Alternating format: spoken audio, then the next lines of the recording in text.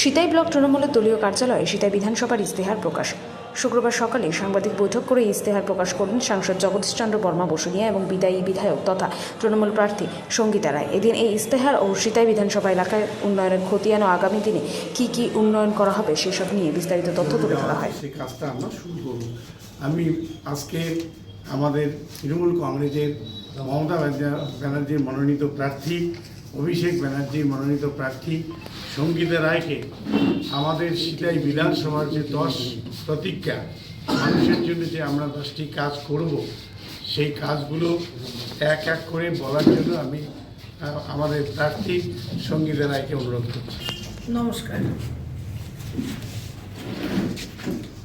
ভেটাগড়ি সবজি বাজার আধুনিকরণ করা হবে, উন্নত বিক্রেতা স্থান, ভালো নিকাশি ব্যবস্থা এবং উন্নত বাজার সুবিধার মাধ্যমে সিতাইয়ের স্টেডিয়ামে সম্পূর্ণ ফ্লাড লাইটিং স্থাপন করা হবে, যা রাতের খেলা দেখা সম্ভব করে তুলবে।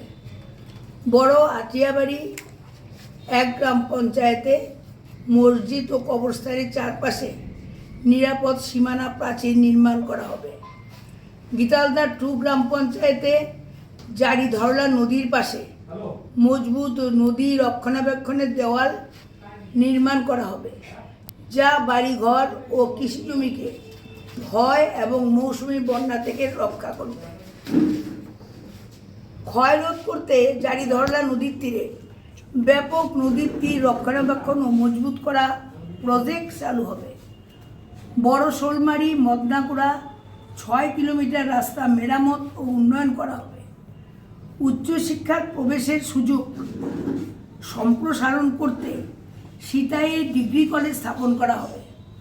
সিতাই বাসস্ট্যান্ডটি জনবহুল এলাকার বাইরে সরিয়ে নেওয়া হবে, যাতে মানুষ যানজট থেকে মুক্তি পায়।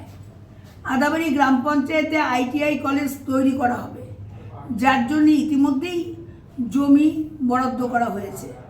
সিতাই পার্ক সংস্কার করা হবে এবং সিতাই 1 গ্রাম পঞ্চায়েতের সিতাই পুকুরটিও সংস্কার করা হবে। নমস্কার। এটা আমরা ফার্স্ট প্রায়োরিটি। এছাড়াও আমাদের বিভিন্ন এলাকার যেসব রাস্তাঘাট নষ্ট হয়ে গেছে তাদের পুনর্নির্মাণ এবং এলাকায় এলাকায় নতুন রাস্তা তৈরি করার জন্যে আমরা আমাদের সরকার গঠনের পর আমরা প্রায়োরিটি দেব।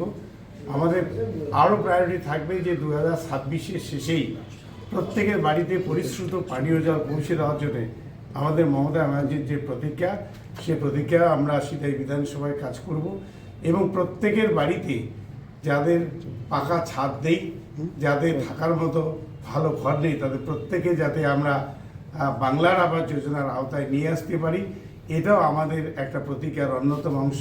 তাই আমরা পশ্চিমবঙ্গ সরকার এবং মা মাটির মানুষের পুনঃস্থাপনের জন্যে সিতাই বিধানসভার মানুষের কাছে